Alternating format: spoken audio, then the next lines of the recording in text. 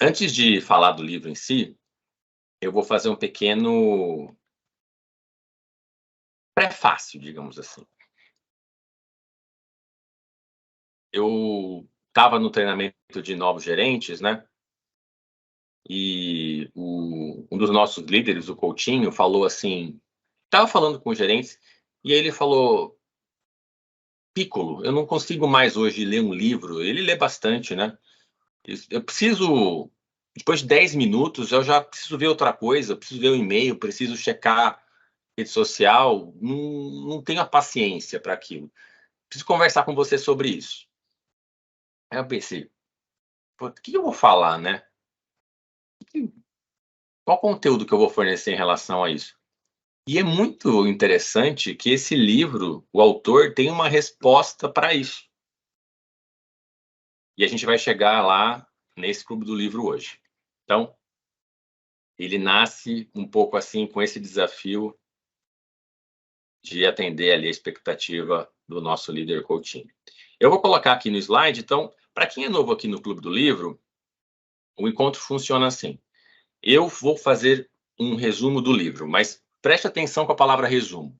O resumo não é a minha pretensão de resumir o livro de uma forma igualitária entre o capítulo e tudo mais. Não.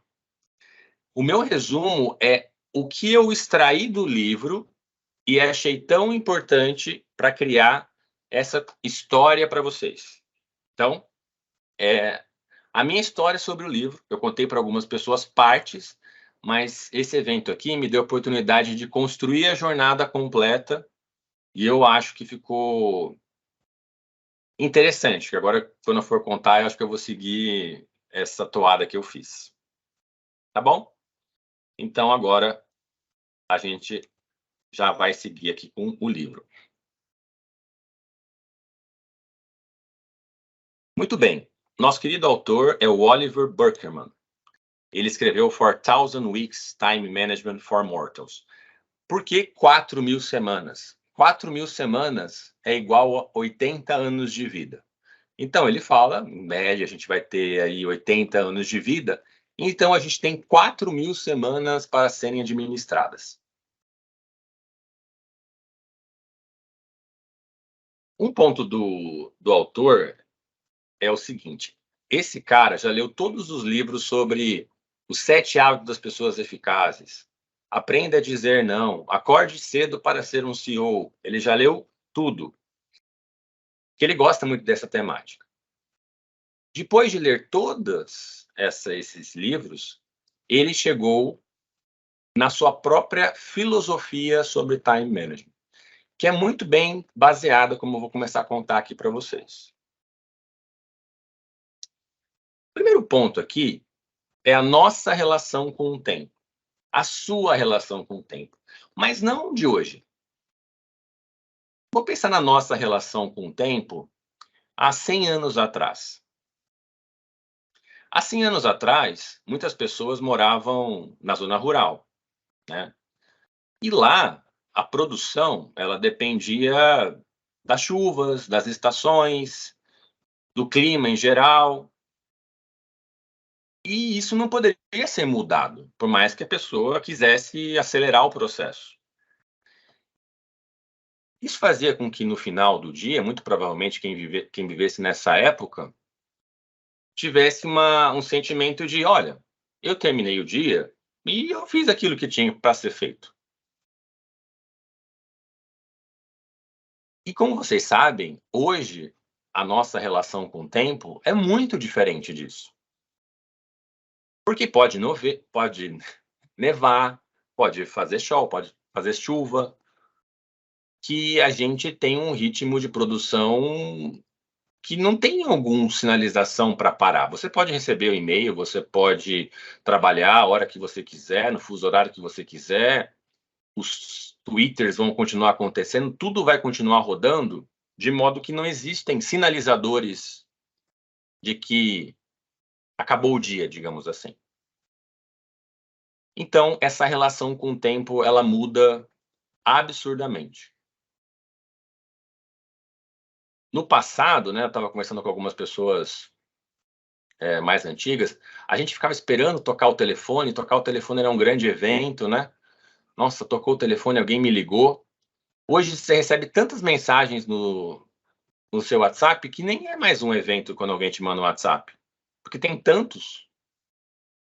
Então, o excesso acaba provocando esse sentimento de, poxa, mas enquanto isso vale, alterou aqui meu tempo, né?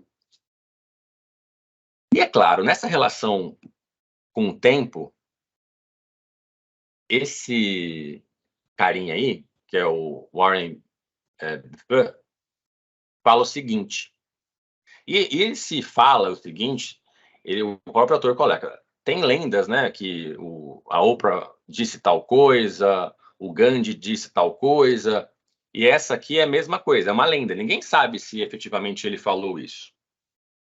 Mas um conselho que ele deu em relação à priorização de tarefas é o seguinte, reza a lenda que o piloto de avião dele perguntou pro Warren, Warren, qual é a sua dica, assim, que eu preciso ter em relação a priorizar aquilo que eu preciso fazer, sabe? E ele teria falado assim para o piloto: olha, faz o seguinte, escreve agora as 25 coisas mais importantes da sua vida, as 25 prioridades para você. Muito bem. Escreveu? Tá bom. Agora você elege as 5 prioritárias das 25. Elegeu? Nesse momento, o piloto de avião pensa o seguinte: não, então as 20 restantes são secundárias, né? Mas aí o Warren fala assim para ele: agora você risca as outras 20. Porque são as outras 20 que vão te distrair para que você não dedique atenção às 5 que são a realmente importante para você. Então, esse conceito de priorização, eu vou voltar no decorrer do clube, mas é importante a gente já conhecer ele agora.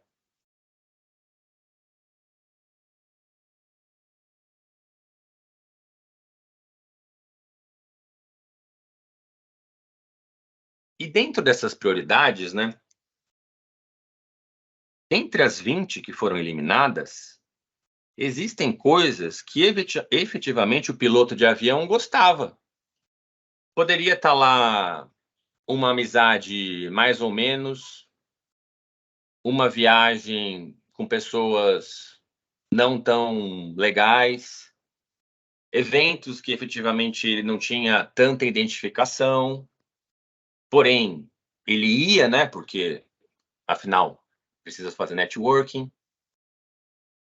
E esse dizer não, o forte dele é o seguinte, ele fala pra gente, o autor, que você vai ter que aprender a dizer não para coisas que você gosta, para que você priorize aquilo que realmente faz a diferença para você.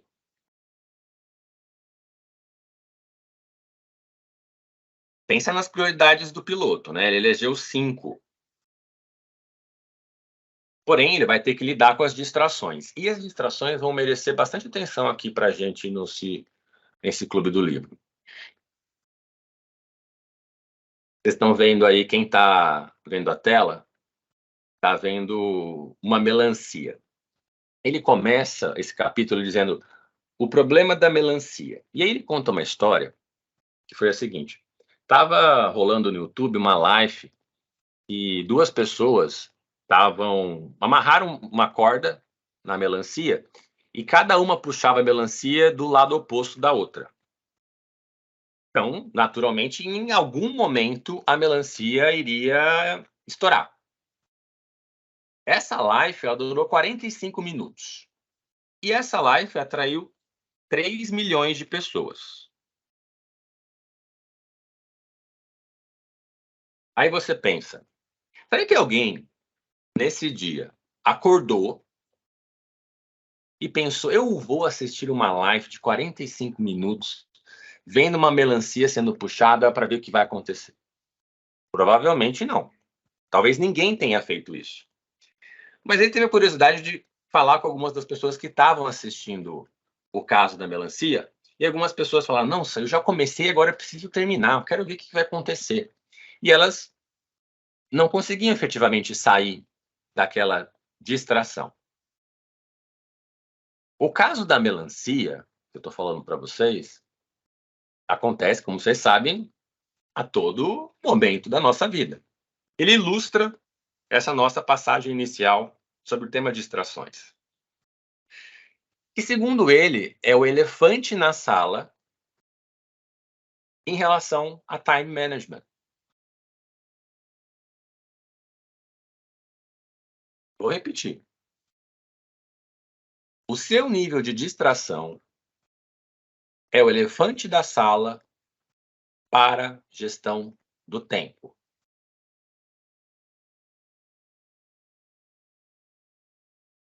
A pessoa distraída, de fato, ela não está escolhendo nada. Você pode pensar aqui, poxa, a pessoa que estava vendo o negócio da melancia, ela escolheu ver aquilo. Será? Foi o que apareceu na frente? Foi o que o algoritmo indicou para ela fazer? Você pode pensar, uma pessoa que passa todo o tempo, mexendo no Instagram ou vendo notícias, ela efetivamente escolheu, ela colocou como uma prioridade dela que a prioridade dela é ler notícias, é se manter informado? Ou ela acabou entrando naquilo?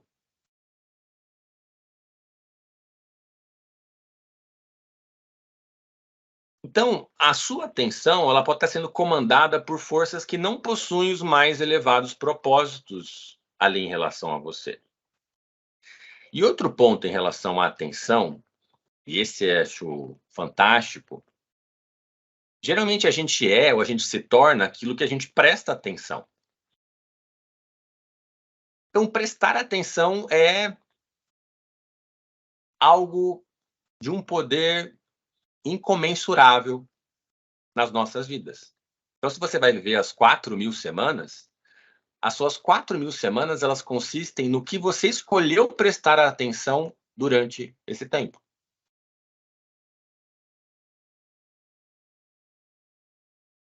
É por isso que a gente fala bastante sobre isso. E aí, quando a gente fala de atenção, muitas pessoas podem pensar assim: ah, então a gente precisa controlar efetivamente e extirpar qualquer tipo de distração que possa ocorrer no nosso dia. Não, eu preciso controlar isso. E aí vocês vão ver, naturalmente, eh, essa pretensão. Porém, essa pretensão, ela não é real, biologicamente falando. Veja, você ser uma pessoa que presta atenção ao redor vai fazer com que você, por exemplo, se tivesse lá no começo dos nossos antepassados, né, os homens de neandertais, que eles ouviam de repente um barulho na floresta e era um tigre. Então você estar, digamos assim, prestando atenção, ouvindo alguma coisa que não estava ali programada para acontecer, fazia todo sentido para a sua sobrevivência. Se esse homem de neandertal tivesse programado o dia dele em vários to-dos e fosse muito inflexível em relação a isso, ele não se adaptaria ao ambiente. Então, aquilo que a gente chama de distração, efetivamente, é um componente nosso humano. É a mesma coisa que, olha, eu ouço alguém, um bebê chorando. Você tem as coisas para você fazer, mas naturalmente você entende que isso tem uma urgência. Isso precisa ser lidado de alguma forma. Então, quando a gente pensa, nossa, será que é agora, nessa geração, nesse momento, que a gente tem esse desejo de controle sobre aquilo que a gente presta atenção? Talvez, com as inúmeras fontes de distrações que temos hoje, Isso se tornou mais evidente. Mas a história nos conta que isso sempre foi uma coisa latente. E aí, existem muitos conselhos, né? Vamos fazer um detox digital, tem o conceito de minimalismo digital, tem até um livro sobre isso que eu li, e até fiz um clube do livro sobre, que é você, por exemplo, determinar que aplicativo vai aparecer no seu celular, esconder aqueles que você não quer usar tanto, você fazer um detox digital. Você sair de rede social, você parar de ler notícia. Eu, por exemplo, tenho ficado muito feliz comigo mesmo, porque eu tenho parado de ler tanta notícia. Isso me fez ter mais tempo.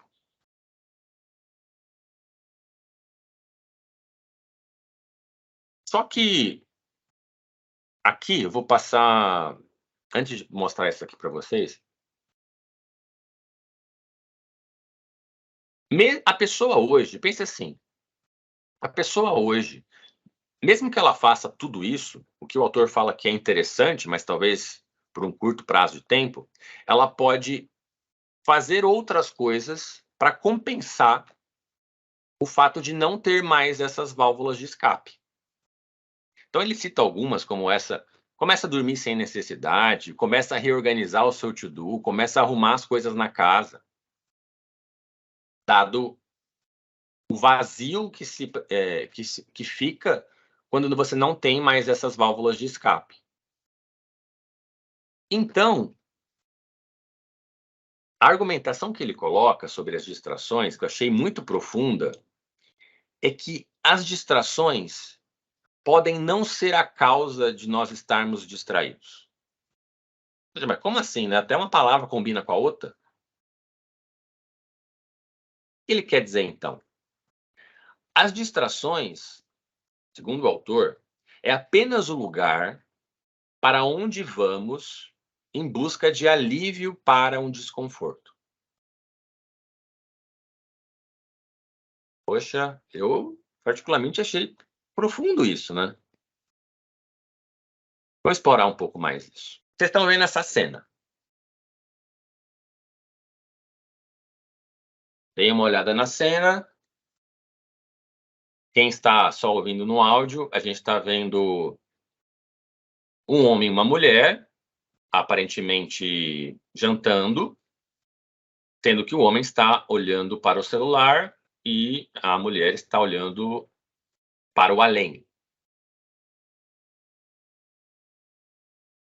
No conceito de a distração, ela pode ser uma fuga para um desconforto, o que se explica da cena é o seguinte, e aí vai valer a pena a sua atenção aqui. Uma conversa numa mesa de jantar com uma pessoa que você tem um grande relacionamento, ela exige entrega, ela exige você ouvir a pessoa, ela exige dedicação, ela exige articulação. Ela faz com que, eventualmente, você ouça coisas que você nem queria ouvir. Ela faz com que você vá para assuntos que você não queria falar. Para onde você pode ir? A resposta do autor é essa que você está vendo na cena. É por isso que ele argumenta que a distração é apenas o lugar para onde nós vamos para buscar alívio para um desconforto. Quem nunca sentou numa mesa e teve que encarar o silêncio, o tempo da conversa maturar e ficou muito atentado a pegar o celular para fugir daquilo? Então lembre-se disso quando a gente pensar em distrações. Checar o seu e-mail ou ver as notícias é o que você faz, pois é mais fácil e prazeroso. E quando eu falo é o que você faz, né, o que eu faço. Muitas vezes eu estou de férias e eu acho assim, alguma, porque eu não tenho, digamos assim, eu não tenho nada para fazer. e eu vou checar o e-mail, ou no meio de um jantar, alguma coisa assim, eu vou ler uma notícia. Tô lá num restaurante bacana, assim, sabe? Qual é a necessidade de eu ler uma notícia? Então, isso é o que eu estava explicando para vocês anteriormente. Bom, mas aí o que você faz, né? Você esconde, então, o celular. E aí tá bem escondido dentro desse livro, né? Claro que eu quis esconder o celular dentro do livro, porque a gente está no clube do livro. Mas o que você faz, então? Esconde. Se você esconder, qual vai ser seu sentimento? Se você está nesse ritmo, você vai ficar trabalhando com aquela emoção, não vai? Então, a pessoa tende a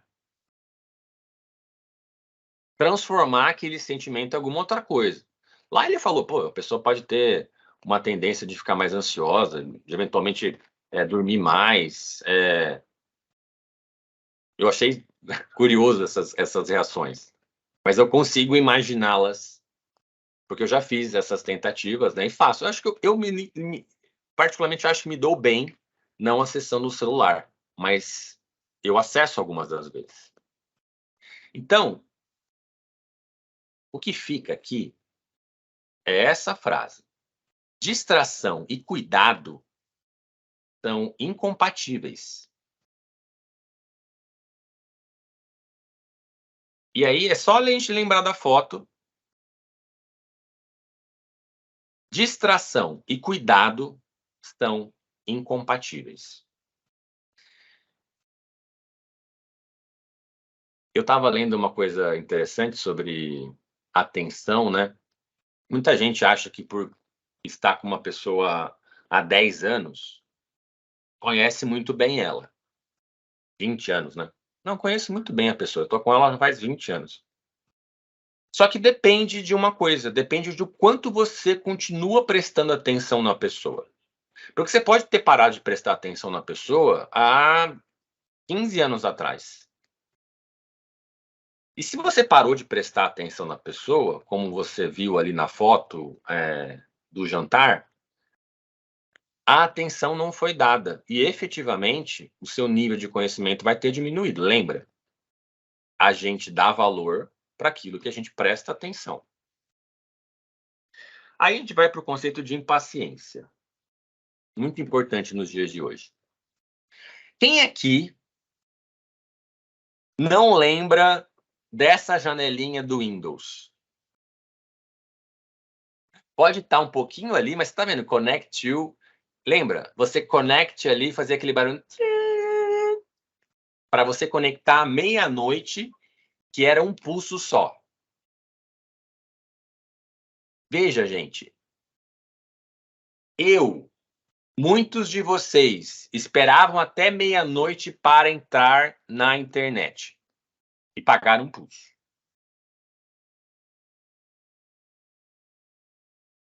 E engraçado que a piada, né, de quem fez essa tira aí, fala: sua infância foi lenta. Cara, mas quem diz que lenta é ruim?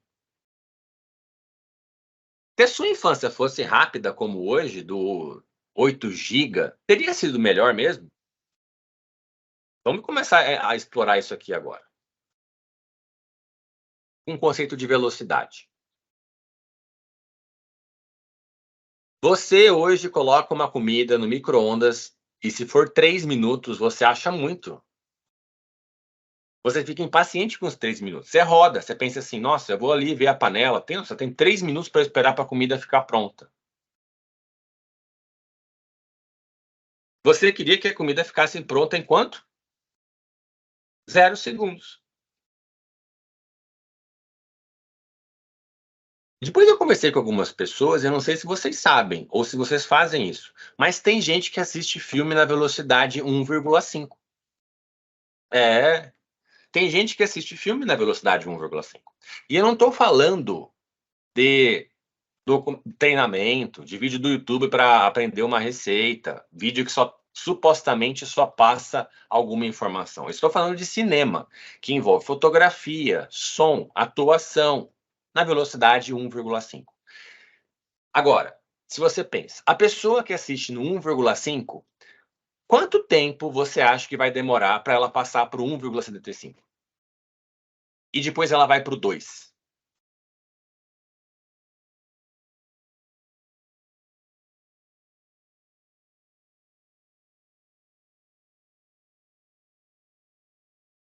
Toda nova tecnologia tem permitido fazer coisas mais rápidas que antes, certo?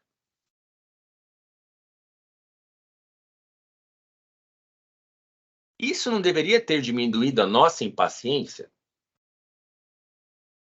Veja bem, quem estava tentando conectar na internet até meia-noite e agora conecta no seu celular 5G, baixa o filme que quiser, faz o que for,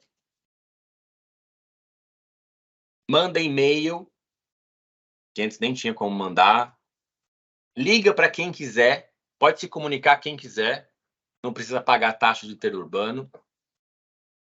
Toda essa velocidade efetivamente fez as pessoas ficarem mais pacientes? Fez as pessoas ficarem mais contentes com a vida? Ou fez, pelo contrário, elas quererem ainda mais velocidade?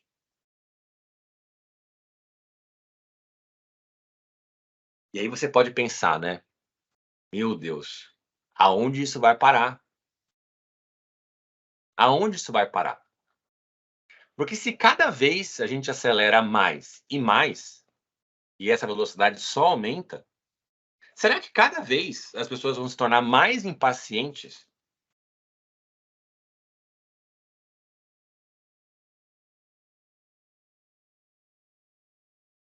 Quando surgiu o e-mail, tinha aquela promessa de que, não, agora a gente vai trabalhar menos.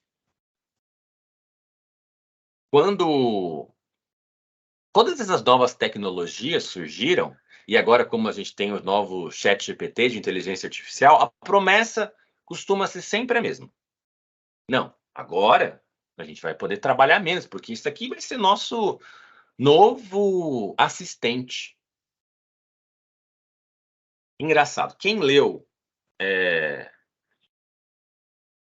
um livro muito interessante, esqueci o nome, será que é o Homo Sapiens? Ele conta a história da. Deixa eu parar com esses, com esses post-its que acaba sendo irritante. Ele conta a história da civilização humana. Quem lembrar do livro, escreve aí no chat, por favor. E aí ele fala que, bom, no começo, os Homo Sapiens eles eram coletores. Então, eles passavam o dia rodando determinada área para acharem a comida, para caçarem, para fazerem tudo lá. E depois, com o advento da agricultura, aonde eles puderam ficar mais assentados num lugar só, puderam cuidar da produção e, por exemplo, fazer trigo, que era o principal ponto, eles começaram a ficar só nessa monocultura, produzindo só isso, e na visão do autor, uma vida até menos interessante, porque se antes a pessoa rodava e tinha N atividades, agora não. Agora, em troco da produção, que infinitamente era muito maior, a vida dessa pessoa era bem mais monótona. Então, é interessante fazer esse link com a velocidade do que as coisas andam. Será que a tecnologia faz a gente mais feliz? Todas essas revoluções? Depois eu vou resgatar o nome do livro. E aí, nesse conceito de velocidade, quando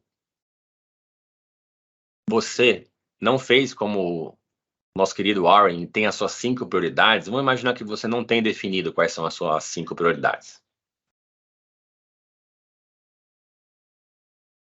Você sabe que você quer crescer profissionalmente, né?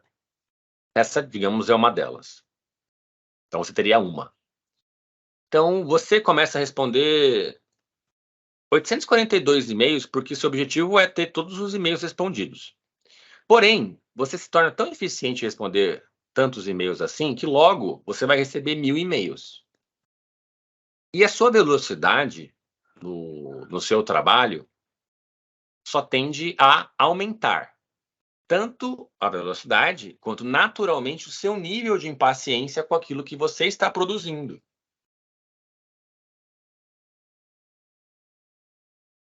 Uma pessoa que não tem outras prioridades, ela provavelmente vai terminar o dia dela profissional achando que ela está devendo muita coisa. Ela começa o próximo dia devendo muito mais. E ela nunca vai ter um sentimento de saciedade no trabalho, porque o que pode ser feito no trabalho é muito infinito. Diferente de se você tem uma prioridade, por exemplo, com a família. Eu conversando com algumas pessoas aqui, que falaram para mim, não, que eu sei que a família é prioridade, então quando eu converso com a pessoa no final do dia, ou qualquer momento, eu sinto a pessoa realizada. Não porque ela fez tantas coisas no trabalho, mas porque ela jantou com os filhos, porque ela ouviu uma história, porque buscou na escola. Então, o dia dela se tornou um dia satisfatório e satisfeito por ter atendido essas prioridades. Então, ela se sente uma pessoa realizada. O autor comenta sobre a questão do trabalho, quando ele se torna esse único ponto, é que é quase impossível você se sentir super realizado num dia de trabalho, e mesmo que você se sinta, sua cobrança para o próximo vai ser sempre maior, como tudo que a gente tem visto aqui sobre a velocidade. Todo mundo sabe que quem começa a pegar e é visto, né, como uma pessoa que resolve tudo, pega mais coisa, faz tudo, acaba recebendo mais coisas em retorno. E tudo isso sobre velocidade, é importante a gente falar sobre o tempo das coisas, que é a resposta para aquilo que me foi perguntado sobre não conseguir mais ler um livro por mais que 15 minutos. Isso acontece porque o ato de ler um livro tem o seu tempo. Você não consegue acelerar o processo de ler um livro, nem que você queira. É impossível. Então, como você não consegue acelerar esse tempo e ele, talvez na sua concepção seja muito devagar, você não consegue lidar com aquela situação e você procura outra coisa. Esse é o próprio exemplo do jantar. Encontrar alguém tem o seu tempo, tem o seu ritual, existem as várias coisas. Quando você encontra alguém, mas você não consegue, depois de 15, 20 minutos, continuar naquele encontro, é porque tudo isso, a velocidade de tudo isso, é uma coisa que você não consegue alinhar.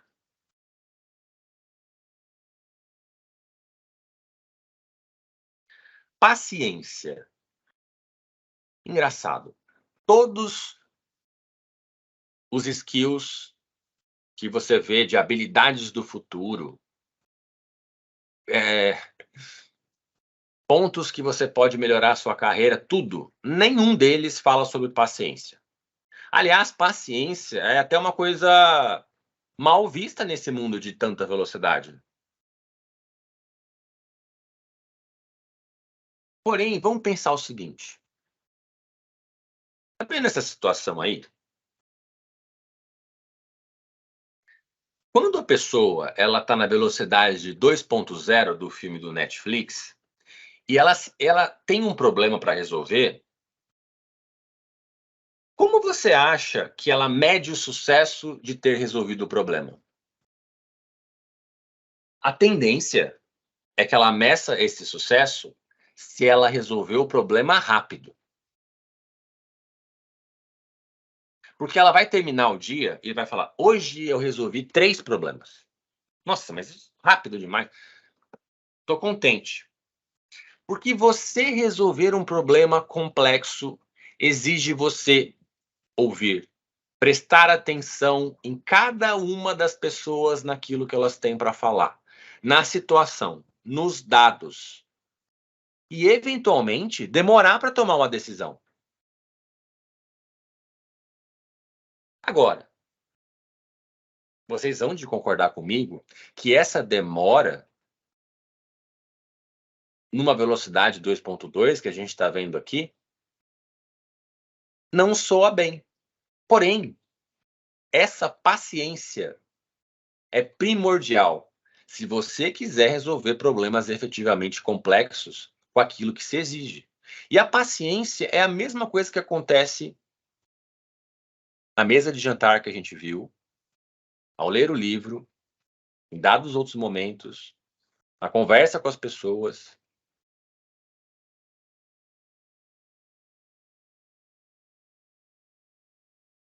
Eu gostei dessa frase. Atenção é o começo da devoção.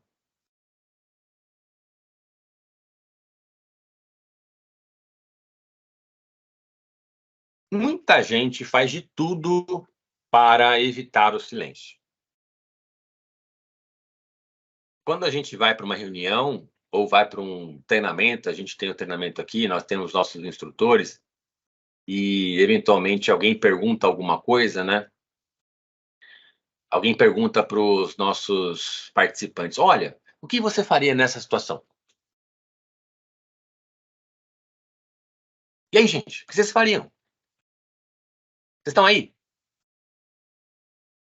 Ó, a velocidade 2.0. Vocês estão vendo? É possível que alguém efetivamente dê uma boa resposta para uma pergunta complexa em 3 segundos, que foi o tempo que a pessoa deu, conseguiu suportar de silêncio para outra pessoa responder? Eu acho que não. E eu estava falando até com um headhunter, né? E essa foi uma dica boa, né? Que eventualmente esse pessoal faz entrevista e para avaliar o nível de impaciência e ansiedade da pessoa entrevistada, quem está entrevistando fica em silêncio um tempo. E a pessoa que está na velocidade 2.0, ela não consegue lidar com a situação. Ela começa a perguntar: olha, você já vai começar? Você tem alguma coisa para falar? Ou, dependendo, ela começa a mexer no cabelo, ela começa a se balançar, ela fica inquieta.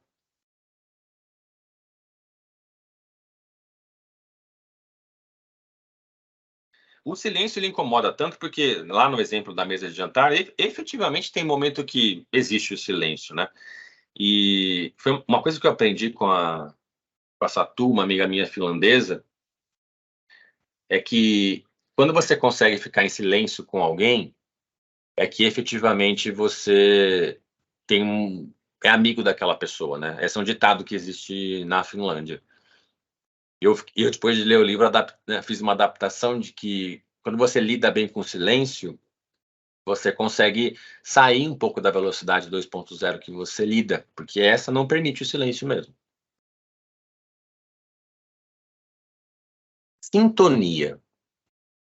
O conceito de sintonia, ele é relevante em você pensar na gestão do tempo, e ele fala sobre uma pesquisa que foi feita na Suécia. E essa pesquisa mostrava que quando as pessoas saem de férias ao mesmo tempo que as outras, geralmente em período de Natal, Ano Novo, o índice de felicidade ali da Suécia, dessas pessoas da pesquisa, ele aumentava pelo simples fato de você não ter aquela ansiedade de receber um e-mail, uma demanda e você ficar tranquilo de que tudo estava bem. Eu, particularmente, tento sempre sair de férias em conjunto com a minha chefe, tenho sido bem sucedido. Quando eu não saio, não dá muito certo. A sintonia faz com que receba tarefas e tudo mais, e aquele momento acaba sendo prejudicado. Agora, cada vez mais hoje em dia é difícil você estar em sintonia com as pessoas.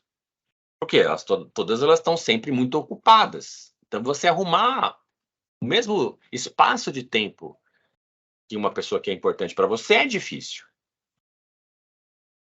E o livro conta uma experiência interessante que foi feita na União Soviética, que lá eles implementaram uma semana de 5 dias, sendo que o quarto dia, não, o quinto dia era o dia de descanso. Porém, para manter a produção em todos os dias da semana, cada grupo da população foi determinado um desses 4 dias, de modo que você poderia ter o dia de folga diferente da sua família. Isso tentavam evitar, mas nem sempre era possível. Mas nesse sistema, você basicamente nunca conheceria, dificilmente teria a oportunidade de conhecer uma outra pessoa que não tirasse folga no seu mesmo grupo de folga. Então foi uma experiência que acabou, né, junto com a própria União Soviética, mas ela durou 20 anos.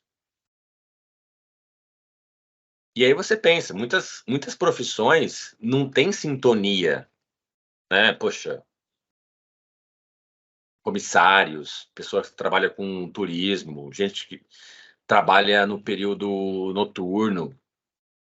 Essa sintonia é muito importante para você se conectar ali com as pessoas e fazer, naturalmente, uma gestão de tempo interessante. Lembrando que relacionamentos,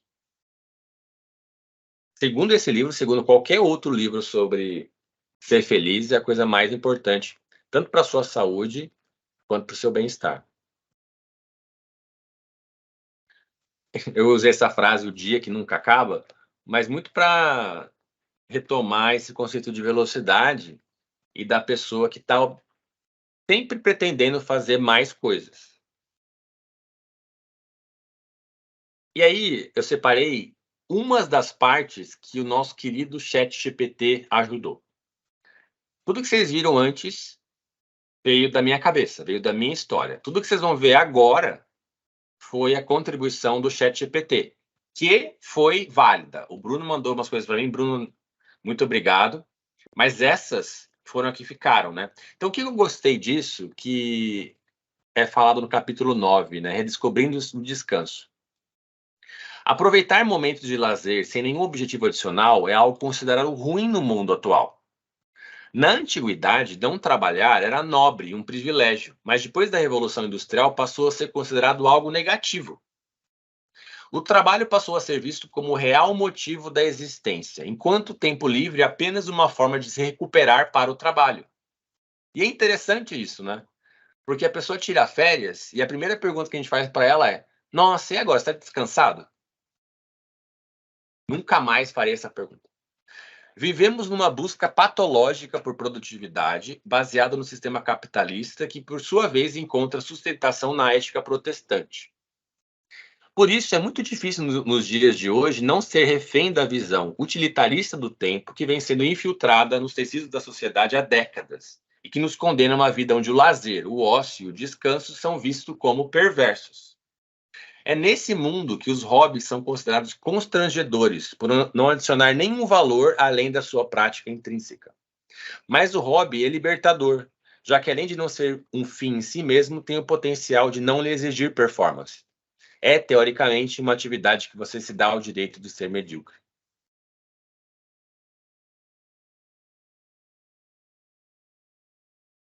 A solidão do nômade digital. A maior parte dos conselhos sobre produtividade assume a premissa de que você é a única pessoa que toma decisões sobre a alocação do seu tempo e minimiza o impacto que as outras pessoas têm sobre ele. Isso pode levá-lo a buscar afastamento como uma forma de ter maior gestão sobre o tempo. O que é paradoxal, pois por um lado traz um domínio sobre o tempo, mas por outro desconsidera a importância do contato humano para fazer o tempo valer a pena. O caminho é encontrar o equilíbrio entre ter autonomia para poder fazer as escolhas que têm sentido para você e, por outro lado, poder se engajar em atividades colaborativas que requerem algum sacrifício da sua agenda, mas trazem sentido para a vida. Sabe o que eu lembrei disso? Muita gente comenta que é mais produtivo fazendo trabalho 100% virtual. O que eu acho que, com certeza, para responder e-mails, estar sozinho, estar em casa, pode ser muito mais produtivo em determinadas tarefas operacionais. Além de eu achar isso, eu posso passar toda a referência que me levou a essa conclusão, não são poucas. Porém, quando a gente está com outras pessoas, a gente volta àquela cena da reunião, que vocês viram ali, onde os problemas acontecem, as discussões, a colaboração, e efetivamente, às vezes, uma ideia que surgir daquilo, daquelas discussões, dificilmente surgiria num call do Teams. É difícil aguentar um call do Teams por mais de meia hora. Espero que você esteja conosco aqui nesse final de 1 hora do Clube do Livro.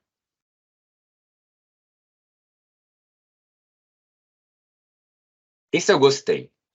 Essa frase é sensacional. A terapia da insignificância cósmica. Muitos de nós, em algum momento da vida, questionamos se estamos vivendo uma vida que vale a pena. E a pausa brusca imposta pela pandemia nos fez ver que existem outras formas de vivê-la, valorizando coisas diferentes do que temos valorizado e usufruindo de momentos frugais com grande valor. Desistindo da busca pela grandeza e nos contentando de viver a vida que nos cabe.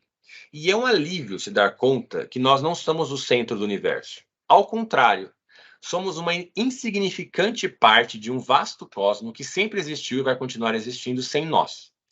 Isso significa que você não precisa se preocupar tanto em fazer da sua vida algo tão marcante. Nesse sentido, a terapia da insignificância cósmica é um convite para você encarar a verdade sobre a sua irrelevância no esquema das coisas e aliviar seu fardo de tentar fazer algo tão impactante com a sua vida. Basta se preocupar apenas em vivê-la maravilhosamente como ela simplesmente é. No livro, ele fala o seguinte: mesmo que você pense no Steve Jobs, daqui a 500 anos, daqui a 1000 anos, provavelmente ninguém vai se lembrar de Steve Jobs. O universo é tão grande e o tempo que a gente considera, as 4.000 semanas, a nossa visão sobre o quanto de tempo é significativo, é totalmente insignificante perante o mundo, o universo, o tempo no geral. 80 anos não são nada diante dos bilhões de anos do universo. O livro fala, e outros livros de negócios falam, poxa, vamos buscar o legado e tudo mais, isso, aquilo.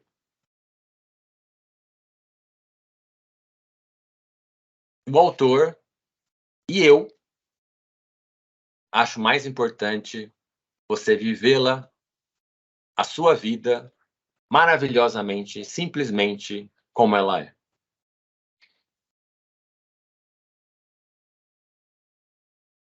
O pós-fácil, acho que tem a ver com isso que eu estava falando para vocês, que a vida humana é terrivelmente curta.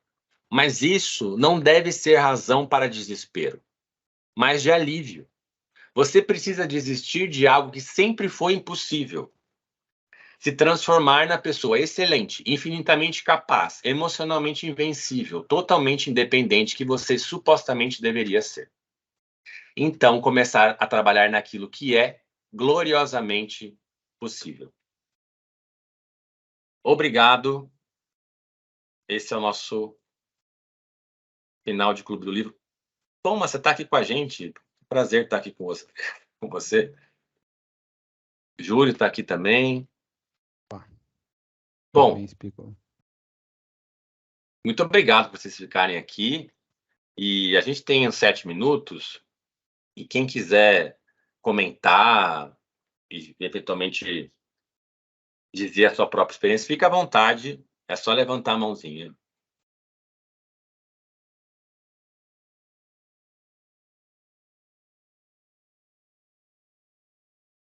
Rafael, Nicolau. O Bruno levantou a mão, depois eu falo. Não, por favor, Thomas, por favor. Bom, então, bem rapidinho, essas coisas todas têm um valor, mas é um valor relativo, porque depende muito do estilo de pessoa. Então, eu acho que, por exemplo, essa visão da pequenez humana e a visão da vida tranquila tem um lado egoísta também e um lado assim de simplesmente você passar a vida e pronto. Eu acho válido para algumas pessoas, eu acho que tem pessoas que têm outras vontades, e se não existissem essas outras pessoas, o mundo estaria bem pior do que ele é. Então, tenho questionamentos fortes a esse respeito. Sobre o que eu concordo totalmente é sobre o uso dos meios, né, principalmente do celular. A gente vai num restaurante, está todo mundo olhando o celular. A sua foto é até... A moça, coitada, está se sentindo sozinha. Na maioria das vezes, o casal está satisfeito, cada um está olhando o seu celular e não tem esse problema aí, infelizmente, né? Então, acho que a gente começou a conversar menos mesmo, eu me preocupo com isso, bastante. Mas as outras coisas eu acho, no mínimo, muito polêmicas e válidas para algumas pessoas e não válidas para outros, e também momentos de vida diferentes, né? Então, acho polêmico. Pô, obrigado, Thomas, pela sua contribuição. Vamos com você, Bruno. Oi, pessoal, boa noite. Fico obrigado pelo livro. Quando eu vi, né, você já tinha comentado comigo um tempo atrás sobre o livro, eu já tinha gostado, né, do assunto. E trazendo, né, esses principais pontos aqui, eu fico pensando um pouco também na minha parte, né, na minha vida pessoal, dentro dessa questão da correria, né? Como você sabe, eu morei em São Paulo até final de 2020. Então, algumas coisas, né, e também concordando com a linha do Thomas, né, que cada um vai ter ali o seu caminho, enfim, as suas preferências, os seus, o que agrada mais, né? E no meu caso, eu vi essa questão da correria, da agitação, enfim, você está respondendo um e-mail quando você está dentro preparando para levantar voo, você está no táxi atendendo uma ligação, você está fazendo aquele monte de coisa ao mesmo tempo. E depois chegou a pandemia, eu vi pessoas queridas indo embora, pessoas que trabalharam 15 anos para chegar num cargo também, né, indo embora, meus pais sozinhos na cidade que a gente mora.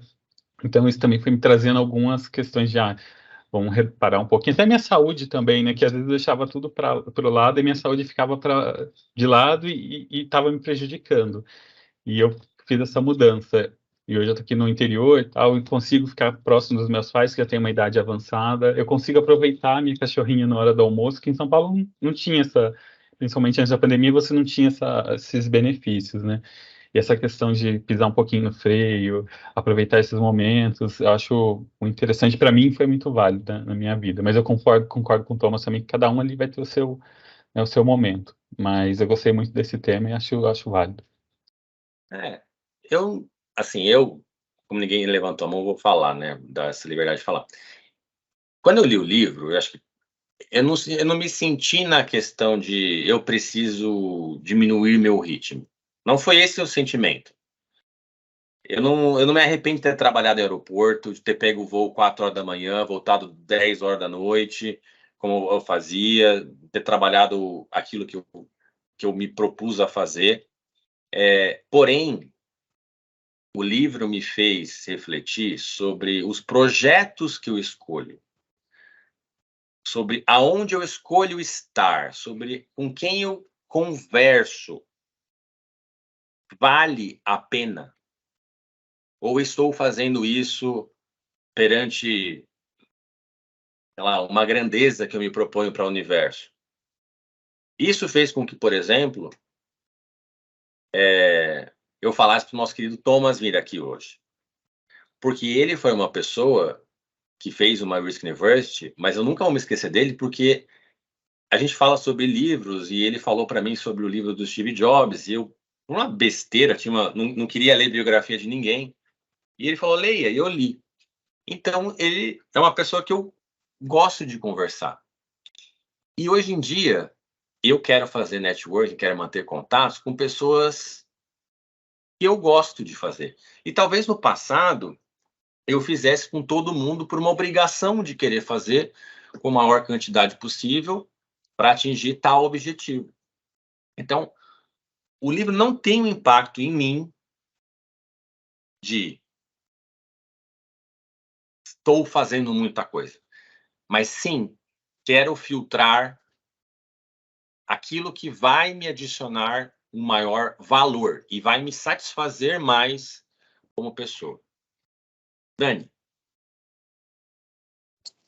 Eu queria te agradecer por ter trazido esse livro, achei bem interessante. Se você tiver, assim, algum texto que eu senti que eu estou indo para casa, então eu não consegui assistir o vídeo, mas se você tiver algum texto, você leu alguma coisa, puder partilhar, é legal.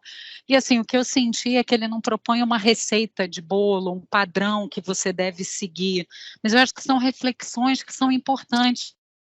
A gente vive num mundo realmente muito acelerado e a gente acaba se cobrando o tempo todo. Você tem que ser, né, perfeito em tudo, você tem que ter contribuições super relevantes em todos os campos da vida. E, assim, isso tem uma hora que te amassa, né? Você não tem, assim, um foco no que é prioritário e no que você realmente tem que dar importância. É preocupante, não é à toa que a gente está tendo tanto caso de problema com a saúde mental, né? Então, eu acho que são, assim, reflexões, né, que levam a gente e que levam a gente a relativizar algumas coisas. Às vezes a gente dá uma importância a algumas coisas, será que é isso tudo, né? Eu achei muito bom, te agradeço. Ô, Dani, o Bruno, ele fala com você porque a gente vai deixar gravado, depois ele dá o acesso para você assistir, tá bom? Eu acho que um livro legal, eu sei que já acabou, Piccolo. Primeiro, obrigado por me considerar um networking valioso, isso por si só já me deixa feliz, e eu preciso polemizar a respeito do livro, se isso devia ser importante para mim ou não. Estou brincando um pouquinho, eu acho que o livro tem esse valor que a Dani colocou de obrigar você a pensar. Nesse sentido, ele é muito bom. E eu me lembrei de um livro que eu estou lendo, que é O Foco, do Daniel Goleman. É um livro, eu ainda estou no começo, mas ele já gerou impacto para mim. Então, queria deixar essa recomendação, né? O Daniel Goleman é um cara, um psicólogo, né, que entrou pelo mundo do business, escreveu sobre inteligência emocional, e esse livro, Foco, fala um pouco de concentração. Acho que ele complementa bem, eu estou muito no começo, eu repito, mas complementa bem esse livro que você está recomendando e que você brilhantemente resumiu. E então fica aí a sugestão também. Gostei muito. Eu li o Inteligência Emocional dele. Um livro denso, eu fiquei com belos insights. Obrigado, viu, Thomas? Pessoal, a gente passou aqui 1:07 e eu quero me despedir de vocês, mas quem quiser continuar na sala, quiser conversar comigo, quem ficar, fiquem à vontade. Quem tiver que ir, uma ótima noite para todos vocês e eu espero vocês aqui no Clube do Livro. Quem quiser a versão gravada, porque perdeu um tempo, é só falar com a gente, vai colocar lá no Degree. Já tem uma trilha do Clube do Livro lá. Tá bom? Beijão para vocês, muito obrigado pela presença